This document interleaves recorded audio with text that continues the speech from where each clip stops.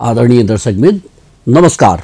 जानकी टेलिभिजनको यो विशेष संवादमा यहाँ सबैलाई स्वागत गर्दछु। म प्रेमचन्द्र। सधैँ झैं आज पनि विशेष संवादभित्र हामी यस्तो विषयवस्तु जो देशमा चर्किएको हुन्छ त्यस्ता विषयवस्तुलाई उचाल्नेछौँ, त्यस्ता विषयवस्तुसँग सम्बन्धित कुराकानी गर्नेछौँ। आज अहिले देशमा ठण्डीको मौसम छ, जाडोको मौसम छ, तर राजनीतिक बजार तातिएको छ। नेताजीहरू आन्दोलनमुखी हुनुभएछ। एकातिर मधेस केन्द्रित दल जसपा आन्दोलन गरिरहेछ, संसद बिताउनु पर्छ, पुनर्स्थापना गर्नुपर्छ भन्ने। अर्कोतिर राजावादीहरूको आन्दोलन पनि चर्किएको छ। राजावादीहरू आन्दोलन गरिरहेछन्, राजा आओ देश बचाओ, हिन्दू राष्ट्र ल्याउनै पर्छ। राष्ट्रमा जुन राष्ट्रलाई धर्मनिरपेक्ष बनाइएको छ त्यो स्वीकार्य छैन केही समुदायलाई, केही वर्गलाई। त्यस्तै गरेर नेपाली कांग्रेस पनि आन्दोलनमुखी भएको छ। अहिले चुनाव हुनुपर्छ वा पुनर्स्थापना हुनुपर्छ, दुईटा म्यान्डेट लिएर। यहाँ तीनटा समूहहरू छुट्टा छुट्टै छन् भन्ने सरकारवादी पक्ष केपी ओली जी आफै, प्रधानमन्त्रीजी म शासन चलाउँछु, चुनाव गराउँछु, आफ्नै तरिकाले मेरो गोरुको 12 टका भने चाहिँ काम गर्दै हुनुहुन्छ। यही सम्बन्धमा आज हामी कुराकानी गर्नको लागि बुद्धिजीवीहरूसँग कुराकानी गर्ने क्रममा आज हामी जसपासँग सम्बन्धित मधेसी बुद्धिजीवी एउटा संस्था छ त्यसको केन्द्रीय उपाध्यक्षसँग हामी भेट्ने प्रयास गरेछौँ र उहाँसँग कुराकानी गरेका छौँ। हामी सबभन्दा पहिले आफ्नो टेलिभिजनमा स्वागत गर्न चाहन्छौँ जितेन्द्र यादवलाई। जितेन्द्रजी, तपाईँलाई स्वागत छ हाम्रो। धन्यवाद। यो अहिले तपाईँ एउटा बुद्धिजीवी, इन्जिनियरबाट बिलोङ गर्नुहुन्छ, प्रोफेसर हुनुहुन्छ तपाईँ इन्जिनियरिङ कलेजमा, र मुख्यमन्त्रीको राजनीतिक सल्लाहकारको रूपमा पनि काम गर्नुहुन्छ। यो बिना यो उको बर्सात भनिन्छ, मौसम बर्सात जस्तै यो आन्दोलनको के तुक लागेछ? मधेस केन्द्रित दलदेखि लिएर काङ्ग्रेसहरू, अहिले राजावादीहरू सबै सडकमा ओड्न लागेछन्। के भयो यस्तो? के परिवर्तन भइहाल्यो? निमित्त यो नेपालको संविधानमा व्यवस्था भए अनुसार यसको रक्षा गर्नको निमित्त खास तौरमा संहितावादी पक्षधरहरू, धर्मनिरपेक्षतासँग सम्बन्धित पक्षधरहरू र लोकतन्त्रवादी पक्षधरहरू, गणतन्त्रवादी पक्षधरहरू एकातिर छ भने अर्कोतिर हिन्दू राष्ट्र कायम गर्नुपर्छ भन्ने समूह, जुन समूहलाई जस्तो राजावादी भन्ने कुरा गरिरहेछ या राप्रपासँग सम्बन्धित कुरा पनि हो। म राप्रपा मात्रै पनि भन्न चाहन्न, अहिलेको वर्तमान सरकारको नेतृत्व गरिराख्ने केपी शर्मा ओलीको एउटा समूहले पनि, यो सरकारले पनि, प्रधानमन्त्रीले स्वयं आफै पनि यो राजावादीहरूलाई, यो राजावादीको आन्दोलनलाई प्रोत्साहित गर्ने काम गरिरहेछ। तपाईँ के भन्न खोज्नुभयो? यो केपी ओली अहिले राजालाई ल्याउनको लागि स्टेप चाल्नुभयो? यो के हो भने अब कम्युनिस्ट र काङ्ग्रेसको नीति नै के थियो पहिलादेखि नै हामी अब सम्पूर्ण नेपाली जनताले पनि बुझेकै कुरा हो। नीति नै के हो भने नेपाल हिन्दू राष्ट्र कायम गर्ने र राजालाई सेरेमोनियल बनाउने त यिनीहरूको नीतिभित्र नै पर्छ। त्यस अर्थमा के हो भने कि साम्यवादी व्यवस्थामा पनि मदन भण्डारीले भने झै एउटा राजा राख्दैमा केही नहुने कम्युनिस्टको जुन चरित्र थियो त्यो चरित्रलाई पनि अहिले केपी शर्मा ओलीले त उजागर गरिरहेकै उदाहरणहरू छ नि त। नत्र यत्रो आन्दोलन चलिरहेको अवस्थामा संविधानलाई संरक्षण गर्ने विषयलाई मूल आधार बनाउनु पर्ने बेलामा चाहिँ सङ्घीय लोकतान्त्रिक गणतन्त्रात्मक राष्ट्र र धर्मनिरपेक्षताको विषय प्रमुख एजेन्डालाई नै अस्वीकार गर्ने गरी संविधानलाई त लत्याएकै हो नि त। त्यो त छर्लङ्ग छ। दुईटा कुरा तपाईँले प्रष्ट रूपले भन्नुभयो, त्यसलाई अलिकति क्लियर पारिदिनु पर्यो।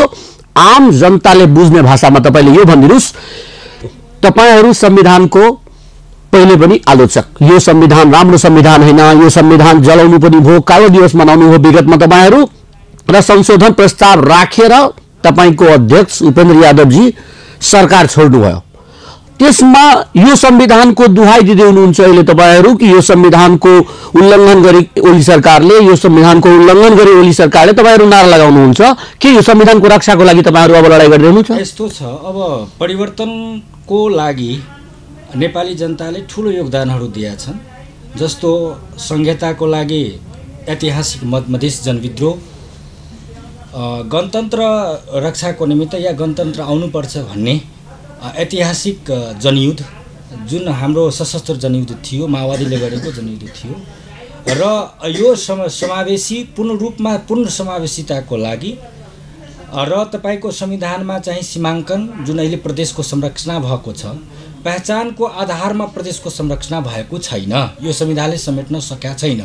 त्यसको अपूर्णता र यसमा पूर्ण समानुपातिक र समावेशीको कन्सेप्टलाई पनि छोडेको छ र हरेक प्रदेशहरूलाई स्वायत्त दिनुपर्छ भन्ने अवधारणा नरहेको अवस्थामा यो नेपालको संविधान सर्वस्वीकार्य संविधान नरहेकोले चाहिँ के भयो भने मधेसमा ठुलो विद्रोह भयो र हाम्रो पार्टीले त्यो सर्वस्वीकार्य संविधान नरहेको कुरा स्पष्ट पनि पारेको छ। यसैमा मैले तपाईसँग जान्न चाहे, आम जनता जान्न चाहन्छ तपाईसँग, तपाईँ बुद्धिजीवी हुनुहुन्छ, तपाईहरू पार्टीको थिङ्क ट्याङ्कको काम पनि गर्नुहुन्छ, जसपामा थिङ्क ट्याङ्कको रूपमा जितेन्द्र यादवलाई लिइन्छ। म के जान्न चाहे कि एकातिर तपाईहरू संविधानको विगतदेखि विरोध गर्दै आउनुभएको थियो, अहिले तपाईहरू जुन माग गर्नुभएको थियो संशोधनको, यो सरकार केपी ओलीको सरकारले स्वीकार गरेन र उपेन्द्रजी बाहिर आउनुभयो सरकारबाट, तपाईहरू एक प्रकारले आन्दोलित नै हुनुहुन्थ्यो भित्रभित्रै। अब त्यसको विकल्पको रूपमा निर्वाचन हुन सक्छ जहाँ तपाईहरूको सिट बढ्न सक्छ, सम्भावना एउटा देखिएको छ। निर्वाचन घोषणा गरिसकेछ, वैशाखमा मिति ल्याइसकेछ ओली सरकारले, अनि के को विरोध तपाईहरू गर्दै हुनुहुन्छ? मेन कुरा के भयो भने जुन नस्लीयवादी चिन्तन बोकेका मानसिकता भएका जुन पार्टीहरू छ, जस्तो नेपाली काङ्ग्रेस र नेकपा, पूर्व एमाले भनौँ, नेपाल कम्युनिस्ट पार्टी एमाले, के थियो भने यो संविधान चाहिँ संविधान सभाबाट संविधान बन्नुपर्छ भन्ने उनीहरूको मानसिकता थिएन।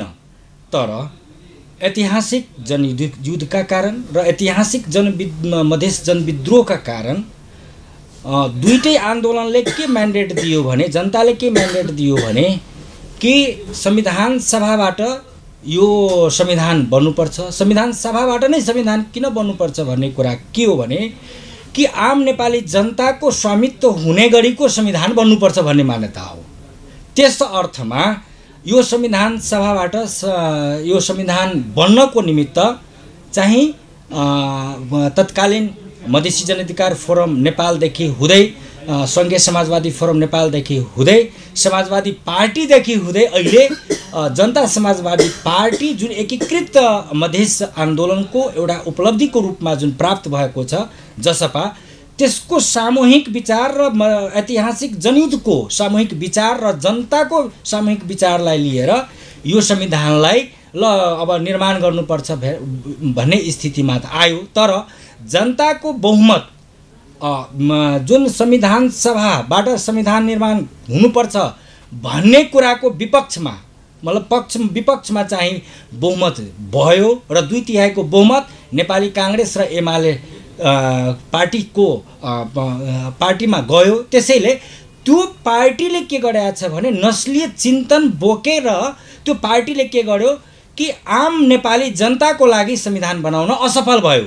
र पनि एउटा के थियो भने अहिले तपाईँ भन्दै हुनुहुन्छ कि यो संविधानको विरोध गर्ने कि समर्थन गर्ने भन्ने मुख्य विषय के हो भने यो संविधानले प्रस्तावनामै प्रष्ट व्यवस्था राखेको छ कि यो मुलुक सङ्घीय लोकतान्त्रिक गणतन्त्रात्मक राष्ट्र हुनेछ। त्यो सङ्घीय लोकतान्त्रिक गणतन्त्रात्मक राष्ट्रको विपक्षमा उभिने नेपाली काङ्ग्रेस र तपाईको नेकपा अहिलेको अवस्थामा यो संविधानमा यो फस्या हो, किनभने उनीहरूको चाहना थिएन। र अर्को कुरा के हो भने उनीहरूको चाहना विपरीत आएको हुनाले षड्यन्त्र गरियो। जितेन्द्रले छुट्याउँ यसलाई, षड्यन्त्र गरेर अहिले ओलीजी शासन गर्न खोज्दै हुनुहुन्छ भन्न खोज्नुभयो। त्यही कुरा है, नेपालकै संविधानको धारा 4 ले स्पष्ट के गरेको छ भने सम्पूर्ण नेपाली, मतलब सम्पूर्ण धर्महरूको सम्मान गरिने भन्ने कुरा लेखेको छ। भन्नुको अर्थ के हो भने धर्मनिरपेक्ष राज्य हुनुपर्छ भन्ने कुरा हो। धर्मनिरपेक्ष राजलाई पनि समाप्त गर्ने, सङ्घीय लोकतान्त्रिक गणतन्त्रलाई पनि समाप्त गर्ने, जबकि यो संविधानले कमसेकम 2047 सालको संविधानभन्दा पृथक थियो। अन्तरिम संविधानमा भएका व्यवस्थाहरूलाई पनि कटौती गरेको थियो। त्यस अर्थमा के गर्यो भने कि हाललाई यो सङ्घीय लोकतान्त्रिक गणतन्त्रात्मक राष्ट्र र संघीयतालाई स्वीकार हुने गरी नामको हिसाबले संघीयतालाई स्वीकार हुने गरी यो मुलुकलाई कमसेकम एकचोटिको लागि अब संशोधन प्रस्तावकै मार्फत यो संविधानलाई हामी पुनर्संशोधन गरेर चाहिँ जनताको अपनो पुनर्लेखनको माग उपेन्द्रजी गर्नुभयो थियो, पछि सच्याउनु त्यही मैले त्यही आए।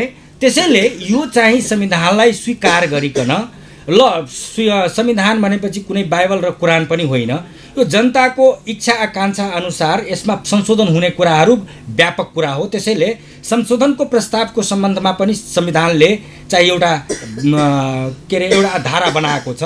तर इमान्दार हाम्रो राष्ट्रमा इमान्दार पार्टीहरू भएन, इमान्दार नेताहरू नभएको हुनाले आज मुलुकले यो दुर्दशा पाएको र जनताले दुःख पाइरहेको छ। त्यस अर्थमा हाम्रो पार्टीले के भनेको छ भने यो संविधान त तिमीले नै बनाइस्, अब यो संविधानलाई स्वीकार गर्नुपर्ने बेलामा तिमी सङ्घीय लोकतान्त्रिक गणतन्त्रात्मक राष्ट्र नै हटाउने स्थितिमा हो भने खेल सुरु गरिरहेछ भने र हिन्दू राष्ट्र कायम गर्नुपर्छ र राजा ल्याउनुपर्छ भन्ने जुन खेल भइरहेछ त्यसको निम्ति यो संविधानलाई रक्षा गर्नको निम्ति हाम्रो पार्टी आज सडकमा छ।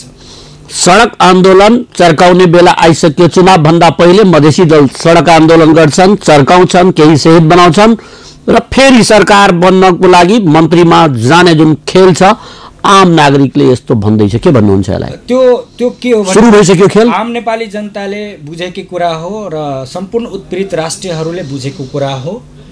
यो मुलुकलाई अहिले निकासको निमित्त अगाडि बढेर जसरी विभिन्न आइडियोलोजी बोकेर विभिन्न विचारहरू बोकेर आज एउटा सम्मिलित नेपाल र सुन्दर नेपालीको जुन परिकल्पना आज जसपाले जुन गरेको छ, जसपाभित्र सम्पूर्ण राष्ट्रियताहरूको पहिचान हुने गरेको यो पार्टी हो।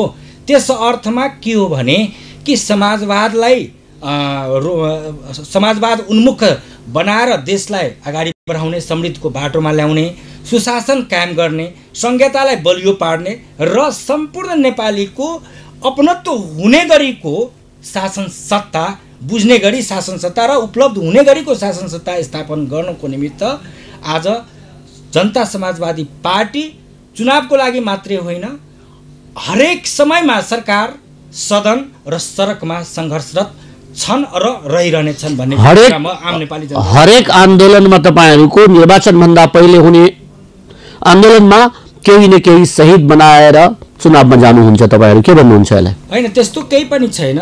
आन्दोलन भनेपछि समय सीमा हुँदैन। आन्दोलन भनेपछि भएको सृजित घटनाको विरुद्धमा उभिनु र आफ्नो अधिकारलाई रक्षा गर्नु भनेपछि जुन बेला पनि हुन्छ। जुन बेला अधिकार खोसिन्छ त्यही बेला आन्दोलन सुरु हुन्छ। मैले के भन्न चाहे भने अब अहिले चुनावको स्थिति किन आयो? चुनाव अहिले हुने नै होइन।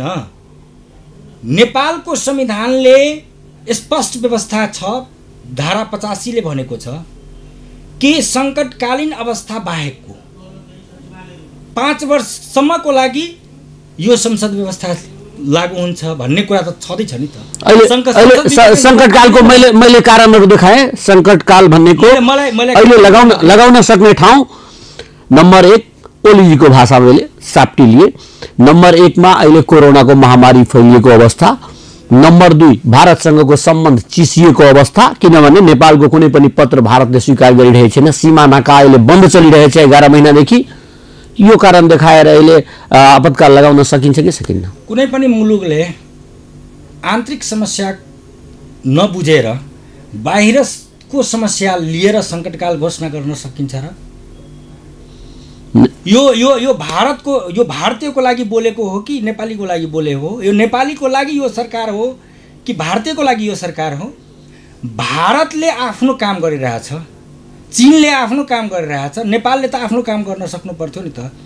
आज केपी शर्मा ओलीले जसरी कोरोनाको यस्तो महामारीमा हरेक नागरिकलाई स्वास्थ्य निशुल्क प्रदान गर्नुपर्ने बेलामा, हरेक नागरिकलाई राहत दिनुपर्ने बेलामा, हरेक नागरिकको स्वास्थ्यको ग्यारेन्टी गर्नुपर्ने बेलामा आज सचेत हुनुपर्ने हो कि आज नागरिकले ल्याएको परिवर्तनको विपक्षमा भएर आज यो सिस्टमलाई, प्रणालीलाई नै परिवर्तन गर्ने हो र किन्न योगको हो भने ओलीजी प्रष्ट रूपले भन्नुहुन्छ, ओलीजीको प्रष्ट भनाइ छ कि अब निर्वाचनमा जानुपर्छ, फ्रेस म्यान्डेट लिएर आउनुहोस्, जनताको सँग छ, छर्लङ्ग हुन्छ, त्यसपछि तपाईँहरू संविधान संशोधन गर्नुहुन्छ या विकासको काम गर्नुहुन्छ, गर्नको लागि बाटो त प्रशस्त गर्नुभएछ नि, किन तपाईँहरू डराउँदै हुनुहुन्छ चुनावदेखि? अब यस्तो छ, चुनाव भनेको कुरा प्रणाली हो।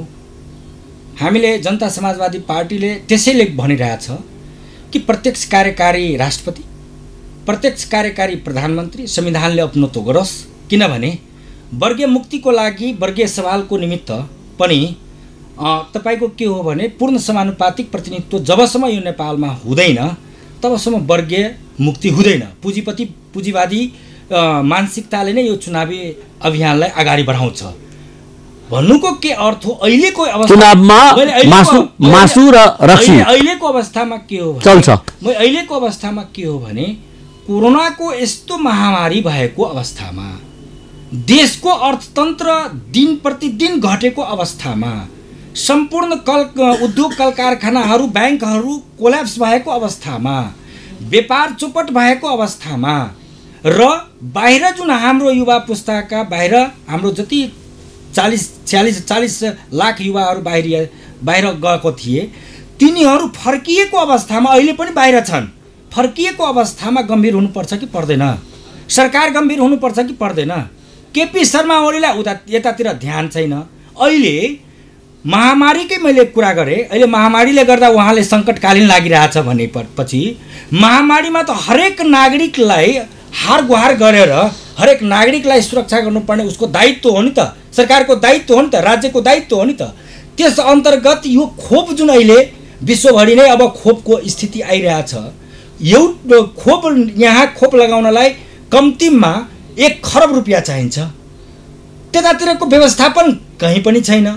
उखु किसानहरू त्यतिकै मर्माहितमा छन्, त्यतातिर कुनै व्यवस्थापन नै छैन। भन्नुको अर्थ के हो भने आफैले देशलाई सङ्कटमा राख्ने, आफैले देशलाई चाहिँ बर्बाद पार्ने र देशलाई सङ्कटमा राखेर ल अब सङ्कटकालीन व्यवस्था आयो है भन्ने कुरा लिएर चाहिँ आफू सर्वसत्तावादी बन्ने, यो चरित्र लोकतन्त्रमा क्षम्य छ? आम नेपाली जनताले यो क्षम्य गर्न सक्छ? ओलीजी गलत स्टेप चाल्नु भयो होला, एक स्टेपबाट फिर्ता पनि हुन सक्नुहुन्छ या निर्वाचनमा जान्छ होला पार्टीहरू, त्यो आउँदो समयले बताउँछ। तर यहाँ मैले जान्न चाहेको, यहाँले एउटा कुरा जुन भन्नुभयो, शासकीय स्वरूपको कुरा गर्नुभयो कि देशमा प्रत्यक्ष कार्यकारी हुनुपर्छ, त्यो कुरामा यहाँको पार्टीभित्र एकमत भइसकेछ? एकमत हो, पुरै पार्टी एकमत हो। जनता समाजवादी पार्टीले अवधारणा नै तय गरिसकेका छ। पहिचानको आधारमा संहितालाई प्रदेशहरूलाई स्वायत्त राख्ने, स्थानीय तहको जति पनि संरचना छ त्यो प्रदेशभित्र राख्ने। शासकीय स्वरूपमा प्रत्यक्ष कार्यकारी या संसदीय व्यवस्थामा त अहिले पनि अड्केको छ नि, मोहनजीले अड्किनु भएछ। यस्तो छ पार्टीभित्रको छलफलमा बहुमतको आधारमा जुन निर्णय भइसकेको कुरा मैले यहाँ सम्पूर्ण नेपाली जनतालाई मैले भन्न चाहेँ।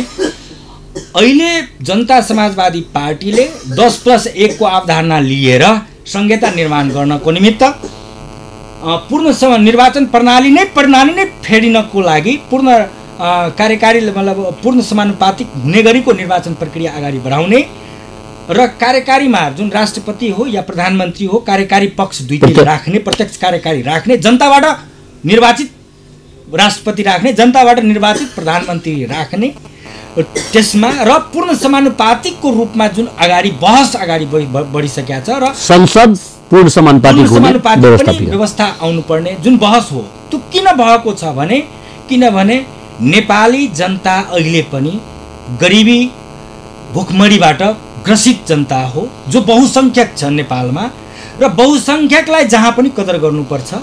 त्यस अर्थमा के हो भने कि त्यो बहुसंख्यक जनताको प्रतिनिधित्व हुने गरीको जुन यो शासकीय स्वरूपमा जुन उसको पहुँच हुनुपर्ने हो, त्यसलाई जनता समाजवादी पार्टीले सम्मान गरेको छ, आत्मसात गरेको छ। होइन अब मुलुक चाहिँ तलबाट माथि आउनु पर्ने हो, माथिबाट तल आउनु हुँदैन भन्ने कुरामा जनता समाजवादी पार्टी हामी अन्ततिर जान लागेछौँ। छोटो बताइदिनुहोस् त, अब निर्णायक आन्दोलन हुन्छ यो केपी ओलीको विरुद्ध, राष्ट्रपतिको विरुद्ध जुन राष्ट्रपतिले चाल्नु भएको छ कदम, अहिले जुन डिजल्भ गर्नुभएछ हाउस त्यसको लागि जसपाले निर्णायक आन्दोलन गरिरहेछ या यो साङ्केतिक आन्दोलन मात्रै होइन? निर्णायक आन्दोलन नै हो। रक्षाको लागि, आफ्नो अधिकार सुनिश्चितताको लागि यो निर्णायक आन्दोलन यो अर्थमा हो। यो संविधान सभाबाट निर्मित हो। संविधान सभा सर्वोच्च निकाय, जनताद्वारा निर्वाचित सर्वोच्च निकाय हो, सार्वभौम निकाय हो। सार्वभौम निकायबाट निर्माण गरेको यो संविधानमा जुन कुराहरू त्रुटि भएका छन् त्यो त्रुटि भएका कुराहरूलाई फेरि पुनरावृत्ति गरेर चाहिँ संशोधन गरेर संशोधनको मार्फतबाट संविधानमा भएका व्यवस्था संशोधनको मार्फत फेरि मैले भन्न चाहे आम नागरिकले बुझ्न नसकेको हिजो मलेट घटना यही संविधानको विरुद्धमा भयो।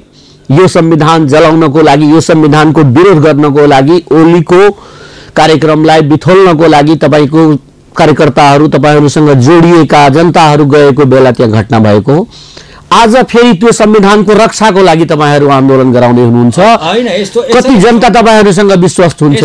यसरी बुझौं, संघीय लोकतान्त्रिक गणतन्त्र एउटा प्रणाली हो। त्यो प्रणाली अन्तर्गत संघीयता पनि छ, त्यो प्रणाली अन्तर्गत वाक स्वतन्त्रता पनि छ, त्यो प्रणाली अन्तर्गत आफ्नो अधिकार या मौलिक हकको ग्यारेन्टी पनि आउन सक्नेछ।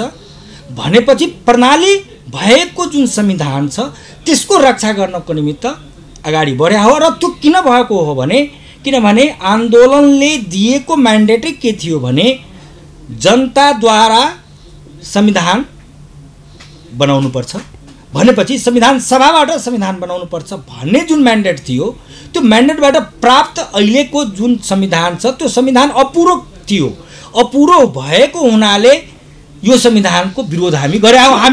हामी निष्कर्ष यो निकालौं।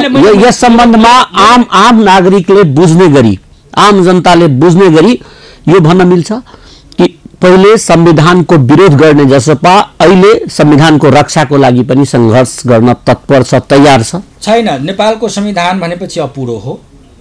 जनता समाजवादी पार्टीले यो संविधानलाई हिजो पनि विरोध गरेका थियो र पक्षमा अहिले किन छ भने संघीय लोकतान्त्रिक गणतन्त्रात्मक र धर्मनिरपेक्ष जस्ता प्रमुख मुद्दाहरू यो संविधानले समेटेको छ।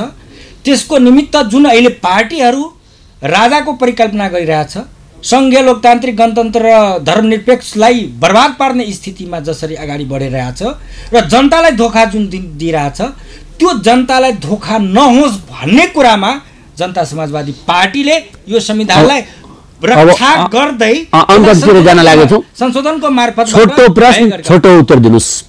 अहिले संघर्ष राष्ट्रपति र प्रधानमन्त्रीको विरुद्ध कि यो सिस्टमको विरुद्ध? के को लागि आन्दोलन जनता समाजवादीले गर्छ? अहिले के हो भने अहिले सर्वसत्तावादी चिन्तन, निरङ्कुश तन्त्र, तानाशाही प्रवृत्ति, जुन जङ्गबहादुर भन्दा पनि क्रूर शासकको रूपमा जसरी केपी शर्मा ओलीले अगाडि बढेको छ, यो शासकको विरुद्धको यो आन्दोलन हो। धन्यवाद। र अबको आन्दोलनमा कांग्रेस र उतातिर राष्ट्र प्रजातन्त्र पार्टी पनि आन्दोलित भइरहेछ। यिनीहरूसँग सहकारी हुन सक्छ? यस्तो छ, अब सहकारीको बेला के हो भने अहिले पनि के शंका छ भने नेपाली कांग्रेसले यो संविधान बनाउँदाखेरि पनि यो हिन्दू राष्ट्र कायम हुनुपर्छ र संघीय लोकतान्त्रिक गणतन्त्रात्मक राष्ट्र हुनु हुँदैन भनेर यो त पिराले नै लेखेको हो। आन्दोलनको भित्रपट्टि विवाद छँदै थियो, हस्ताक्षर चल्दै थियो। यो त पिराले पो लेखेको हो। पिराले लेखेको संविधानलाई अपनत्व कसरी नेपाली कांग्रेसले गर्न सक्छ, कसरी नेकपाले गर्न सक्छ? त्यस अर्थमा के हो भने कि यो पिरा यिनीहरूसँग छ। इमानदार यो राष्ट्र र राष्ट्र जनताप्रति इमानदार भइदिएको भए आफूले बनाएको, आफूले हस्ताक्षर गरेको संविधानलाई लत्याएर आफै चाहिँ त्यो यो ठीक हो, यो बेठिक हो भनेर चाहिँ यो एउटा राजनीतिक दलको एउटा चरित्रभित्र पर्छ र अझै आम नागरिकले जान्न चाहेको अहिले नेकपा जुन बाहिरिएको छ, आधिकारिक कुराहरू भइरहेछ दुईटा गुटमा, ओली गुट र प्रचण्ड गुट। प्रचण्ड गुटसँग तपाईहरुको सहकार्य हुने सम्भावना छ? यस्तो छ, जनता समाजवादी पार्टी विचारसँग सम्बन्धित पार्टी हो। जनता समाजवादी पार्टी जनताको हितको लागि बनेको पार्टी हो। त्यसमा सम्पूर्ण विचारहरू आफ्नै पार्टीभित्र छ।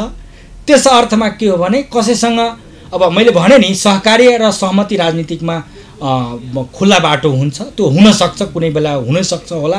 तर अहिले जनता समाजवादी पार्टी छुट्टै आफ्नो मुद्दा लिएर जनताको माझमा जान्छ। अब अलिकति तपाईँसँग व्यक्तिगत जोडेर कुरा गर्नु मैले चाहेँ। तपाईँ एउटा इन्जिनियर पनि, कुशल इन्जिनियर पनि हुनुहुन्छ र त्यो engineer association, Nepal engineer association छ तपाईँको सङ्गठन, जसको तपाईँ अध्यक्ष पनि हुनुहुन्छ।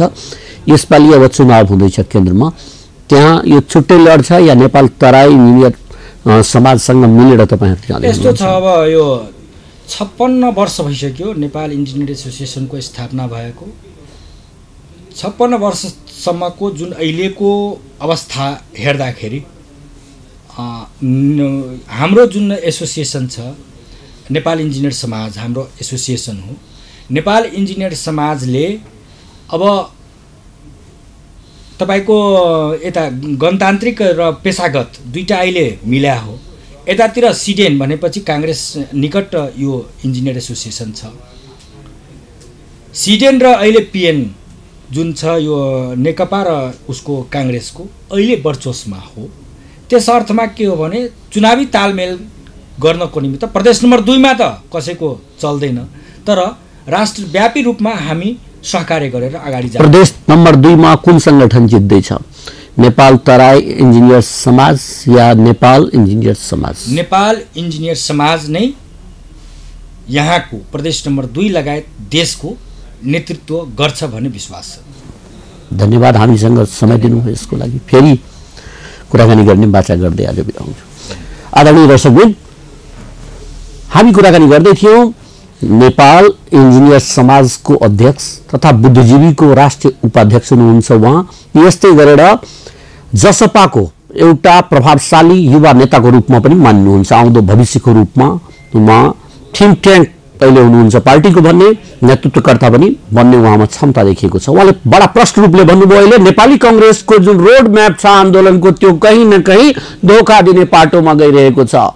नेपाली कांग्रेस हिन्दू राष्ट्र ल्याउने कुरा पनि गरिरहेको छ, राजालाई बिताउने प्रयासमा पनि लागेको छ। त्यसैले सहकार्यता नेपाली कांग्रेससँग त्यतिकै सहज छैन। जसपा आफ्नै बाटोबाट आन्दोलन गर्नुपर्छ र आफ्नै बाटोबाट सङ्घर्षको पाटोलाई अगाडि बढाउनुपर्छ भन्ने मान्यता उहाँले प्रश्न पार्नुभयो।